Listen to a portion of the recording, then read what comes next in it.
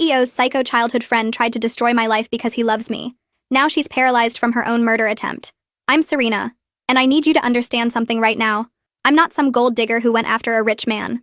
I spent 2 months actively hating my boss, and another month trying to quit before he convinced me to stay. The woman who tried to destroy my life wasn't just some jealous ex either. She was someone who'd been circling him since they were 7 years old, and thought 20 years of proximity meant she owned him. But let me start with the day I met my boss, because that disaster pretty much set the tone for everything that came after. I was already running 20 minutes late for my first day when I slammed into the back of a black Mercedes at the red light. The car shook and my coffee exploded everywhere, turning my only clean blazer into a brown disaster. The man stepped out of the car and everything about him screamed money, from his perfect hair that somehow didn't move in the wind, to his suit that probably cost more than I made in 3 months. He walked around his car taking photos with his phone while I stood there frantically apologizing. He never said a word, just kept photographing every angle. Look, I know this is my fault, but could you please just let me give you my information so I can get to work? I finally snapped. Some of us actually need our jobs to survive. The police will be here in 12 minutes, he said in this flat voice. The words came out of me like vomit. Are you kidding me right now? I said I'm sorry like 50 times and I have insurance, so what's your problem? He looked at me then with these dark eyes that had zero emotion in them and said, the damage exceeds $4,000, which requires legal documentation. I just rolled my eyes at the stubbornness. By the time the police finished, I was 45 minutes late. I ran through the lobby and threw myself into the elevator, praying Janet from HR would understand. But the receptionist told me, Mr. Warner will see you now, which made no sense. She led me up to the top floor where the CEO worked, and there behind the desk sat the man from the Mercedes. My brain just stopped working for a second, because what were the chances that the random rich asshole I'd crashed into was actually the CEO of this company? He didn't even look up from his computer when he said, "You're 45 minutes late. That's unacceptable. Because you insisted on waiting for the police." The words flew out before I could stop them, and I immediately wanted to die because I just yelled at him twice in one morning, and you just yelled at your potential employer. Again. Now he looked at me with those same dark, emotionless eyes from earlier. Most people grovel. Why aren't you groveling? Because I'm already having the worst day possible and I need this job too much to pretend I'm not pissed. At this point, I figured I was already screwed, so why fake it? Good. I need an assistant with a spine. The last 3 cried. You start now. I stood there trying to process what just happened. I'm sorry, what? You're hiring me? After I crashed into your car and yelled at you? Did I stutter? He went back to his computer like the conversation was over. Don't you want to see my resume or ask about my experience or literally anything normal bosses do? He looked at me again, and I swear there was something almost amused in his expression. You were 10 minutes early before the accident. You didn't make excuses. You told me exactly what you thought of me without flinching. That's more useful than whatever's on your resume. This is insane. Your desk is outside. My calendar needs reorganizing and I have a meeting in 20 minutes. Figure it out. I turned to leave, then stopped. What's your name? Since apparently you're my boss now. Nathan Warner. And Serena? Don't hit any more cars on company time. The first day working for Nathan was a nightmare. I sat at my desk trying to figure out his calendar system, which looked like someone had thrown appointments at a wall to see what stuck. 3 meetings were scheduled for the same time slot, and one just said Suarez, usual place, with no other information. I knocked on his door and he didn't even look up. What? You have 3 meetings at 2 o'clock. Cancel 2 of them. Which 2? The unimportant ones. I don't know which ones are unimportant because I don't know what any of them are about. Then figure it out. That's your job. The anger hit me so fast I couldn't stop it. My job is to assist you, not read your mind. Unless that was in the job description I missed? He finally looked up and his expression was completely blank, like he was staring at a wall instead of a person. Suarez is priority. Cancel the others. And where's the usual place? If you can't handle basic tasks, maybe this position isn't right for you. I walked straight up to his desk because I was done with this already. If you can't give basic information, maybe having an assistant isn't right for you. We stared at each other for what felt like forever, and I thought for sure I was about to get fired on my first day. He told me the place in seconds. See how easy that was? I turned to leave and heard him mutter, "Unbelievable." But when I looked back, he was already typing again. 3 days later, I watched him destroy someone in a meeting and I couldn't stay quiet. His CFO had presented quarterly projections, and Nathan listened with that dead expression he always wore, then said, "This is what happens when mediocrity thinks it's excellence. Did you actually analyze these numbers, or just hope I wouldn't notice they're wrong?" The room went completely silent, and the CFO's face turned red. "I ran them 3 times, sir." "Then you failed 3 times. The man gathered his papers with shaking hands, and Nathan just watched like he was observing an ant. After everyone fled, I stayed behind. "What is wrong with you?" He looked up from his laptop. His calculations were off by $2 million. "So tell him to fix it. Don't destroy his entire career in 1 sentence." Nathan tilted his head slightly. "He should be grateful I'm only questioning his competence and not his integrity." "You think that's better?" You basically called him stupid and worthless. I called his work inadequate because it was. You're unbelievable. Do you actually not understand how cruel that was? Or do you just enjoy watching people feel small? He stood up and walked around his desk, stopping way too close to me. I don't pay people to have feelings. I pay them to be competent. You pay them to be human beings doing a job, not machines programmed for perfection. If they want comfort, they can work somewhere else. If you want robots, you should buy a factory. We were practically nose to nose now, and I could see something flash in his eyes that might have been anger, or might have been something else entirely. You've been here 3 days and you think you can tell me how to run my company? I've been here 3 days and I've watched 3 people leave your office in tears. That's not leadership, it's just bullying with a fancy title. Then quit. The words hung between us, and I realized he was testing me, waiting to see if I'd back down like everyone else. No. Someone needs to tell you when you're being a monster. Apparently that's part of my job now, too. He stepped back and returned to his desk. The CFO's reports are due by 5. Make sure he knows that. A month into working for Nathan, and I'd figured out how to survive him. He'd walk past my desk at exactly 7 o'clock every morning, and I'd already have his schedule printed because he refused to look at screens before his first meeting. He'd make that little huffing sound when someone was wasting his time, and I'd interrupt with a fake emergency call. I'd learned that when he got too quiet during meetings, it meant he was about to destroy someone, so I'd jump in with questions to redirect his attention. The weird thing was, he'd started to actually listen when I told him he was being horrible. Not always, but enough that 2 out of 3 people had stopped crying in his office every day.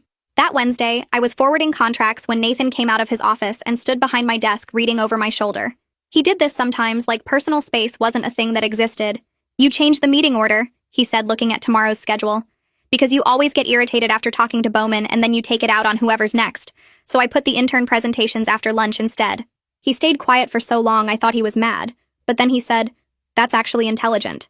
Coming from Nathan, that was basically a declaration of love. Did you just compliment me? Should I call a doctor? I spun my chair to face him, and he was standing close enough that I had to look up. "Don't get used to it," he said. But his mouth did that thing where it almost turned into a smile. "The Jenkins contract needs to be filed before noon." Already done. Also responded to the 14 emails you've been ignoring from marketing and told them you'll review their proposal when they submit something that doesn't look like a 3rd grader made it. I didn't tell you to say that. No, but that's what you were thinking, and they need to know their work isn't good enough without you making someone cry about it. He leaned against my desk, which was the most relaxed I'd ever seen him at work. You're rewriting my emails now? I'm translating them from robot to human. You should pay me extra for that. You want a raise for doing your job? I want a raise for teaching you how to act like a person. That's way harder than managing your calendar. He actually almost laughed, but the elevator dinged at that exact time. A blonde woman stepped out looking like she'd been dipped in money. She was dressed in designer clothes from head to toe, and walked like everyone was beneath her. She walked straight past me like I was furniture, and Nathan's whole body went rigid. "Victoria," he said, and his voice went back to that flat tone I hadn't heard in weeks. "Nathan, darling, you've been ignoring my calls," she said, running her hand down his chest. He stepped back, but she followed, maintaining contact. "I've been busy," he said, removing her hand, but she just laughed and moved closer. "Too busy for me? We both know that's not true.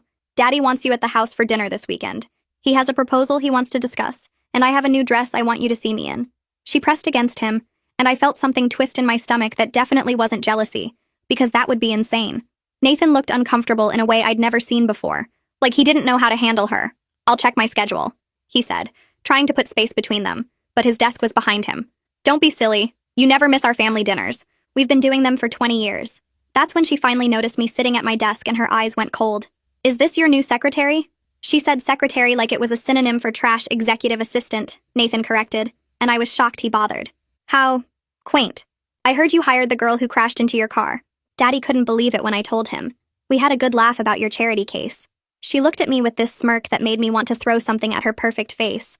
Though I suppose someone from her background would do anything to keep a job like this. What's that supposed to mean? I stood up because I was done being looked at like I was nothing. Victoria laughed, and it sounded like nails on glass. "Oh, she speaks. Nathan, you really should train your staff better. It's inappropriate for the help to insert themselves into private conversations." The word help hit exactly how she wanted it to. "I'm not the help. I'm his assistant. And you don't have an appointment, so technically you're the one being inappropriate."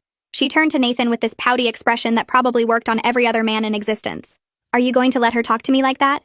You know how sensitive I am." Nathan moved away from his desk and stood between us, which shocked me. "Serena's right. You don't have an appointment. And she's not a charity case. She's the most competent assistant I've had." Victoria's face went red. "You're defending her? Over me? She's my employee and you're being disrespectful in my office. I think you should leave." Nathan's voice was colder than I'd ever heard it, and Victoria looked like he'd slapped her. This is because of her, isn't it? She's turned you against me. I don't know what she's doing for you, but I could do it better. The implication in her voice made me want to gag. Nathan walked to his door and held it open. Victoria, leave, now. After Victoria left, Nathan stood there for a moment, still holding his office door open, like he couldn't quite believe what had just happened. I went back to my computer trying to process the fact that he'd actually defended me. Nathan Warner, who treated people like malfunctioning equipment, had just kicked out someone he'd known for 20 years because she insulted me. Serena, he said, and his voice sounded strange. I apologize for Victoria's behavior. That was inappropriate. I looked up at him surprised because Nathan didn't apologize for anything ever. Don't worry about it. It's okay. It's not okay. She had no right to speak to you that way. He closed the door and walked over to my desk looking more uncomfortable than I'd ever seen him. She won't be a problem. Victoria barely comes by the office. She's usually too busy vacationing in Europe or wherever her father's money takes her this week. I actually sighed with relief because dealing with Nathan was hard enough without some rich princess making my life miserable. I'll make sure she understands you're off limits. The way he said it made something flutter in my chest, but I pushed that feeling down because this was Nathan, and feeling anything about him except professional frustration was a terrible idea. I should have known Victoria wouldn't give up that easily. 3 days of peace was all I got before she showed up again right before Nathan's biggest client meeting of the month. I was carrying contracts to the conference room when she stepped out of the elevator looking like she'd walked off a runway. "Oh, good you're here," she said with that fake sweet voice that irked me. "Could you refill my coffee? I'm almost out." I knew she was baiting me, but I had work to do. "There's a coffee machine in the break room," I said, walking past her, but she followed me down the hall. That's not very professional. When Nathan and I were together, I never had to get my own coffee. You were together? I stopped walking because this was news to me. Victoria smiled like she'd won something. "Oh, he didn't tell you. We dated all through college. Everyone assumed we'd get married. Our families certainly expected it." My stomach did this weird, uncomfortable thing, but I kept my face neutral. "Well, you're not together now and I have actual work to do." I turned to keep walking and felt liquid splash across my back. Coffee soaked through my white blouse and I gasped at the temperature.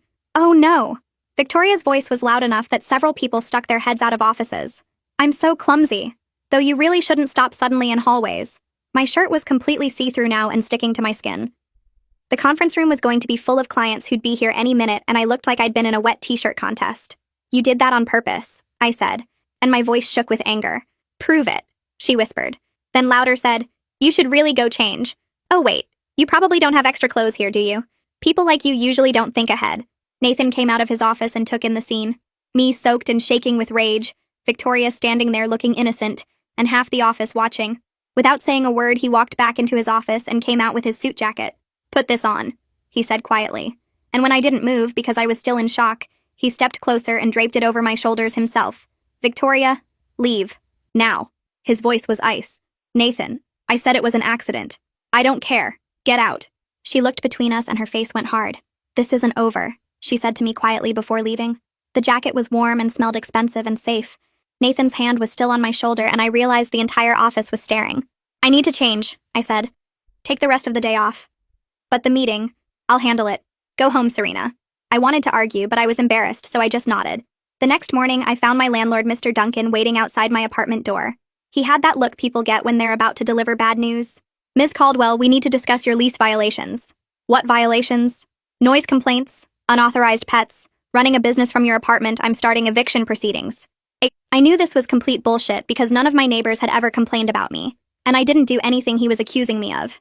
I immediately felt the rage from yesterday come flooding back because I knew Victoria was the one behind this. "How much did she pay you?"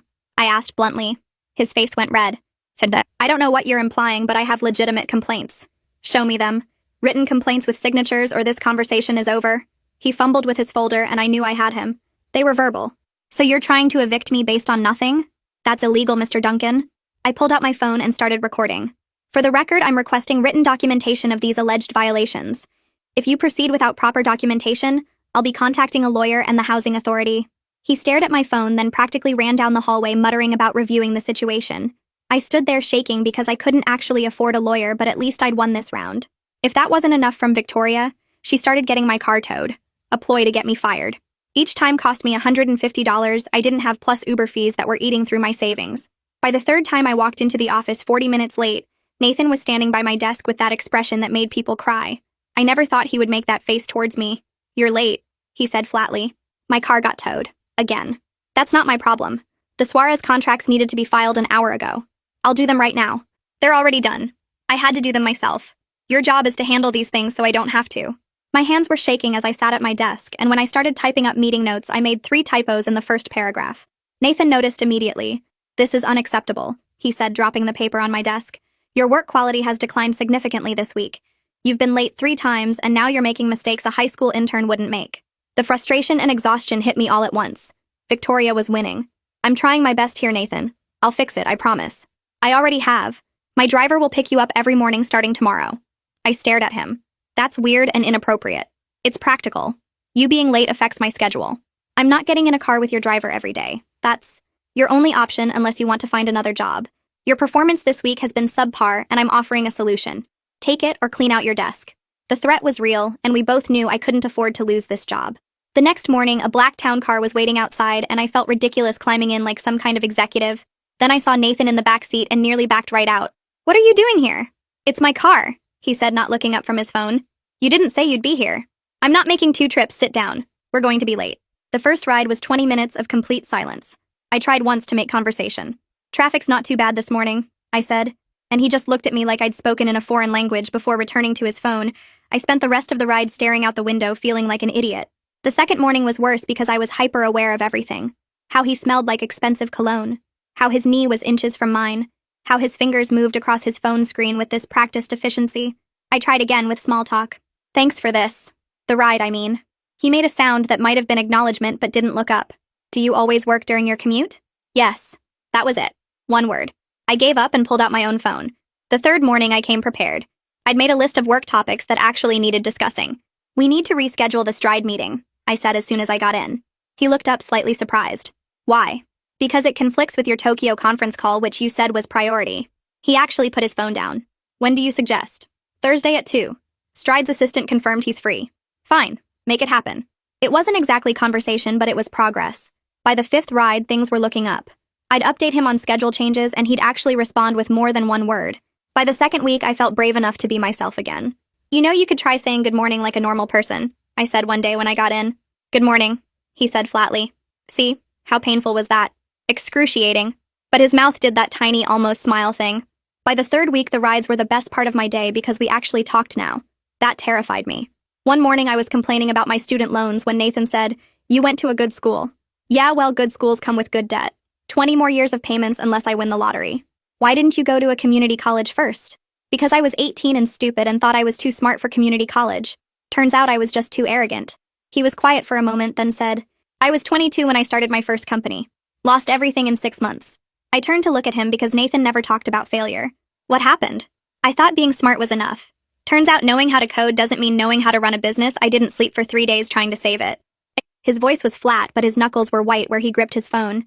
That must have been horrible, I said, and meant it. My father called it a valuable learning experience. Then he bought the assets for pennies and made $5 million off my mistakes. The casual cruelty of it made my chest hurt. Your dad sounds like a real gem. He taught me that emotions are expensive. That's the worst lesson I've ever heard. He looked at me, then really looked at me. What did your parents teach you? My mom taught me that mac and cheese counts as a vegetable if you put enough hope in it, I said, and his mouth twitched. When I got this job, she literally did a victory dance in our kitchen, full choreography. Nearly broke her hip.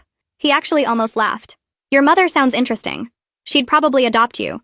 She has a thing for strays who need feeding. I don't need feeding. Nathan, you forget to eat lunch every single day. I don't forget. I prioritize. That's the saddest thing I've ever heard. The problem was every morning it got harder to pretend I didn't feel something when he looked at me. When our knees accidentally touched, I felt it for hours.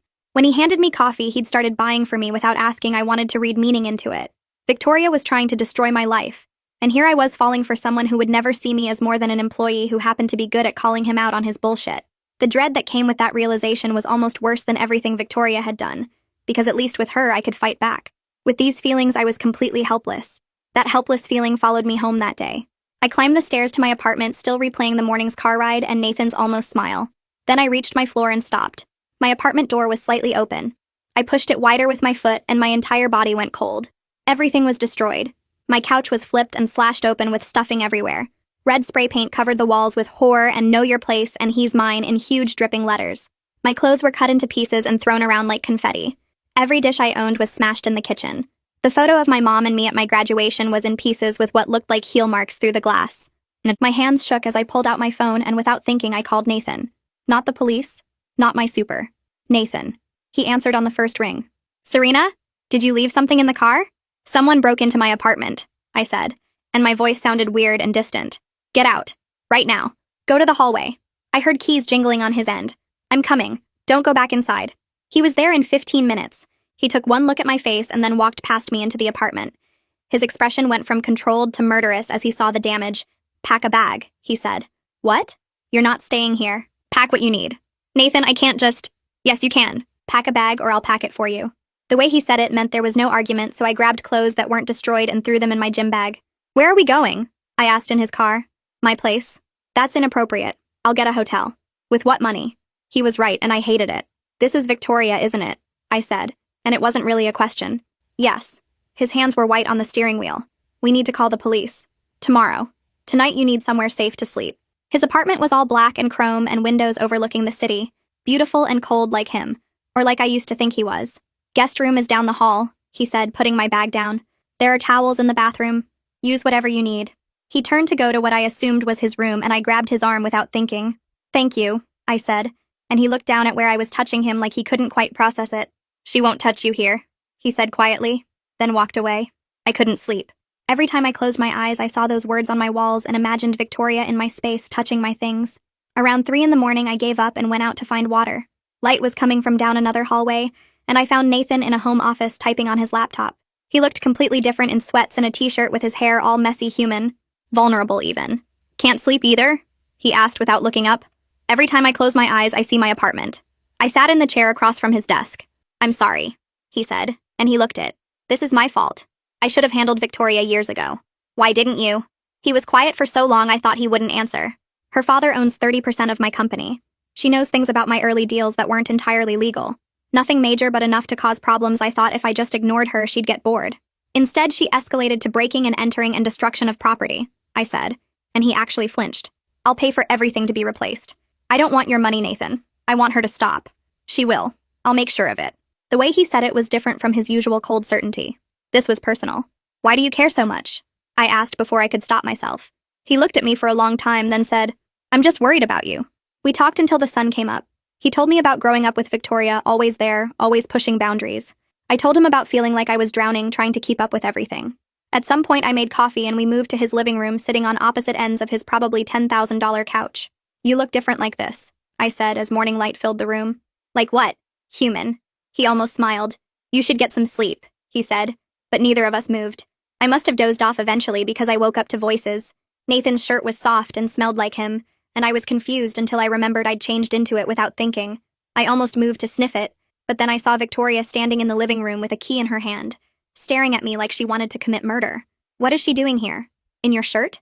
Victoria's voice went shrill and her perfect face twisted into something ugly. I stood up from the couch still groggy, but anger woke me up fast.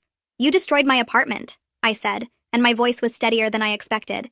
You broke in and destroyed everything I own. Victoria's expression shifted to fake confusion. I have no idea what you're talking about. Are you feeling okay?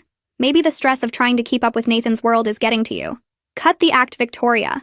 We both know you did it. The spray paint calling me a whore? Saying he's yours? That's exactly your style of psycho. She stepped closer and I could smell her expensive perfume mixed with something bitter like rage. You can't prove anything. And making accusations without evidence? That's called slander. Daddy's lawyers would eat you alive. Nathan walked in from the kitchen and positioned himself between us. How did you get in here, Victoria? His voice was controlled, but I could hear the anger underneath. She held up a key with a little smile. You gave me this years ago, remember? When we were together? You never asked for it back. We were never together. You decided we were, and I was too young to know how to handle your delusions. Her face went red. Delusions? We were in love, Nathan. Before you decided to play with your little toys. She looked at me with disgust. First that marketing girl, then the lawyer, now this piece of trash. You always did like slumming it when you wanted to rebel. Don't talk about her like that, Nathan said, and there was something dangerous in his tone I'd never heard before. Victoria moved closer to him and tried to touch his face, but he caught her wrist. You're defending her? After everything we've been through? Our families built empires together. We're meant to be together. Everyone knows it. The only thing everyone knows is that you're unstable, I said, and probably should have kept my mouth shut, but I was done being quiet. You're so desperate for someone who clearly doesn't want you that you've turned into a stalker?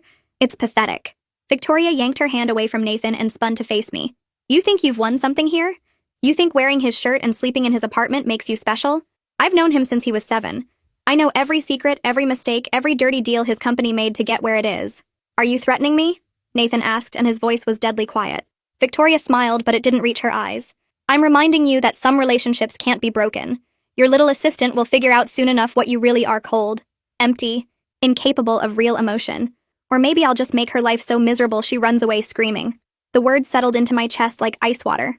I thought about my destroyed apartment, the towing, the eviction attempt. How far would she actually go? Victoria turned back to Nathan. This is your last chance. Send her away and come to dinner with me and Daddy. We have a proposal that could triple your company's value. All you have to do is remember where your loyalties should be. She walked toward the door, then paused. I'll give you 24 hours to think about it.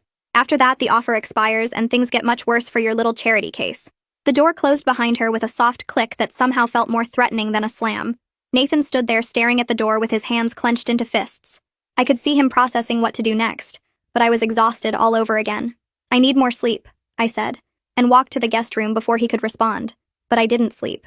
I lay in that expensive guest bed staring at the ceiling, thinking about everything Victoria had said. The apartment vandalism was just the beginning. What was I doing? Staying at my boss's apartment because some unhinged woman destroyed my home. And for what? A job.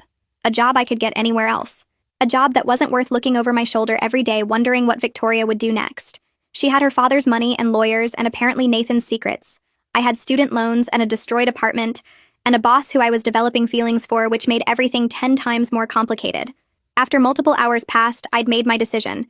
I got dressed in my own clothes and spent an hour writing a resignation letter. My hands shook the entire time, but I knew this was the smart choice. The safe choice. Nathan's driver took us to the office and the ride was silent. He kept glancing at me, but I stared out the window because if I looked at him, I might lose my nerve. When we got to the office, I went straight to my desk and printed the letter. Then I walked to his door and knocked. Come in. I closed the door behind me and placed the letter on his desk. He looked at it, then at me. What's this? My resignation. 2 weeks' notice. You're quitting? He asked as if I spoke another language. Yes. Because of Victoria. It wasn't a question. Because this isn't worth it, Nathan. She's threatened to make my life miserable. And for what? So I can keep scheduling your meetings? I can get another job. One where psychotic rich women don't vandalize my home. He stood up and came around the desk. So that's it? She wins? She already won. The second she broke into my apartment, she won. I can't fight someone like that. I don't have the money or the connections or the energy. I crossed my arms because I needed the barrier. This is the smart decision. I can't do this without you, he said softly, and suddenly that barrier I created wanted to disappear, but I didn't falter. You managed before I got here. Barely. And not well, he scoffed. Do you know what happened the week before you started? I shook my head. I fired my assistant on a Tuesday. By Friday, I'd gone through 2 temps who both quit mid-shift. I had 11 assistants in 2 years before you. None of them lasted more than 4 months. I know you're difficult to work for. You don't understand. He cut me off. I had meetings scheduled over each other, forgot a board presentation, and told my CFO his work was garbage in front of the entire executive team. The company was running but barely. Then you showed up and yelled at me twice in one morning and somehow everything started working. Nathan, that's just basic organization. It's not just organization, Serena. It's not about learning my schedule or managing my emails. It's about understanding how I think and working around it instead of just surviving it. His voice was urgent. You're the only person I've ever been comfortable with in my own office. The only one who doesn't tiptoe around me like I'm about to explode. He stepped closer and the barrier collapsed. She's not going to stop Nathan. Then let me handle her. Let me protect you. His jaw tightened. I would destroy every contract I have with her father. You wouldn't. It would destroy your company too. I'd rather burn it all down than let her hurt you again. His eyes searched mine. He was looking to see if I believed him, if he had somehow convinced me. I wasn't sure if either of us found what we were looking for because his expression cracked. Please don't quit. Not because of her, he pleaded. I stood there looking at my resignation letter, feeling everything inside me war with itself. The smart choice was to leave. The safe choice was to run. But the way he was looking at me made me want to be brave, even though I'd never felt less brave in my life. I need to think, I finally said, and his face fell, but he nodded. Okay, take the day. Take whatever you need. I went back to my desk but couldn't focus on anything. Nathan disappeared into his office and I heard him making phone calls with that sharp tone he used when he meant business. An hour later, he came out with his suit jacket on. I have a meeting. I'll be back this afternoon. It's not on your calendar. I know. He looked at me and his eyes were cold in a way I hadn't seen in months. Cancel everything else today. Then he was gone and I spent the next 3 hours unable to focus on anything. I kept looking at my resignation letter sitting on my desk and wondering if I was making a huge mistake either way. When Nathan came back, he looked different, calmer somehow, but also like he'd just won a war. He walked straight to my desk and said, "Come into my office." I followed him and closed the door behind us. He loosened his tie and sat on the edge of his desk instead of behind it. I went to see Victoria and her dad, Richard. "Nathan, what did you—" Panic flooded through me. "Let me finish." He took a breath. I walked into his office and Victoria was there. I told them I had security footage of Victoria entering your building 40 minutes before the break-in. I have recordings of her threats. I have documentation of every single thing she's done to you. His jaw tightened. I told Richard that if Victoria so much as looked at you wrong again, I'd release every piece of dirt I have on his company. And I have a lot Serena offshore accounts, falsified shareholder reports, tax evasion schemes going back a decade. I stared at him in shock. You were sitting on all that? My father taught me to always have leverage. I just never cared enough to use it before. He looked annoyed at his next thoughts. Victoria tried to cry, tried to say she just wanted me to see you weren't right for me. I told her I didn't care what she wanted, that she was a delusional stalker who'd committed multiple crimes and I was done playing nice. What did her father say? He tried to bluff at first, said I wouldn't risk my own company. Nathan's mouth curved into something that wasn't quite a smile. So I put a document on his desk, a legally binding agreement I'd had drawn up that morning. Victoria leaves the country by Friday. She deletes your contact information. She never attempts contact with either of us again. If she violates any of those terms, I release everything and the SEC gets copies hand-delivered. He signed it? Not at first.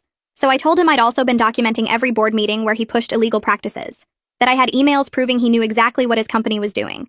Nathan's voice went flat. I told him I'd testify against him personally if it came to that. I'd burn my own company down if it meant taking his with it. He looked at me and his expression softened slightly. He signed. Victoria's leaving for London on Saturday. She won't be back. I made sure the contracts are ironclad. You really did all that? I told you I'd burn it down before I let her hurt you again. I meant it. He stood up and moved closer. You're safe now, Serena. She can't touch you anymore. The relief hit me so hard I almost sat down. I don't know what to say. Say you'll stay. His voice dropped and something desperate crept into it. Say you're not quitting. I looked at him and saw something in his expression I'd never seen before: vulnerability. Real fear that I'd still leave. Nathan, I know I'm asking a lot. I know this whole situation is insane and you have every right to run. He ran a hand through his hair, making it messy. But I need you to understand something. This isn't about work anymore. It hasn't been for a while. My heart started beating faster. What are you saying? I'm saying those mornings in the car are the only time I feel like myself. I'm saying that you being in my apartment, in my shirt, just felt right. I'm saying when I saw your resignation letter, I felt something I haven't felt in years. His hands clenched at his sides like he was physically stopping himself from reaching for me. Terror. Real terror that you'd actually leave. I didn't know what to say. I just stood there like an idiot, taking in every word he said, words I never thought he would say. You make me want to deserve having you around. The words came out rough. You make me want to be someone worth knowing instead of just someone people tolerate because I pay them. Every time you call me out for being horrible, I go home and actually think about it. Every time you smile at me like I've done something right, I feel it for hours. I couldn't breathe. Serena, I'm completely gone for you and it terrifies me. He stepped closer and his voice went quiet. I threatened to destroy everything I've spent a decade building because the thought of you leaving hurt worse than losing all of it. Please don't go, Serena, because I don't know how to be the person I was before you, and I don't want to learn. I looked at him standing there with his tie loose and his hair messy, and his expression completely open for once. Nathan Warner, who never let anyone see him want anything, was practically begging me not to leave. Okay, I whispered. I'll stay. I could physically see the relief wash over him. Thank you. We stood there in his office with the afternoon sun coming through the windows, and for just a moment, everything was perfect. The next morning, I'm in Nathan's car heading to a meeting downtown. It's a beautiful Friday, and Victoria's flight leaves tonight. Just a few more hours. After today, we should celebrate, Nathan says, and his hand rests on the console between us, but he moves his hand to hold mine. He doesn't reach because someone hits us from behind. The impact from behind is so violent, my head snaps back and hits the headrest hard enough to see stars. The car swerves wildly. What the hell? Nathan is fighting the wheel, trying to keep us straight. I turn around and my blood turns to ice. Victoria's black SUV is right on our bumper and her face is twisted with something beyond rage. Something that looks like madness. She slams into us again even harder and we shoot forward through the intersection. Nathan is gripping the wheel so hard his knuckles are white. She's going to kill us, I say, and my voice sounds strange and distant. I know. Nathan accelerates, trying to get distance, but she matches our speed easily. Hold on to something. We're going 60 through a 30 zone now, and my hands are gripping the door handle so hard it hurts. Nathan is checking mirrors constantly, his jaw clenched tight. Victoria rams us from behind again, and the whole car shudders. I can hear metal scraping. Something in the trunk crumples. She pulls up beside us in the oncoming lane, and when I make the mistake of looking at her, I see her face clearly. Her makeup is smeared. Her hair is wild. Her eyes are completely unhinged. She's screaming with her mouth wide open, veins bulging in her neck. She mouths the words, "You ruined everything," and then she jerks her wheel toward us.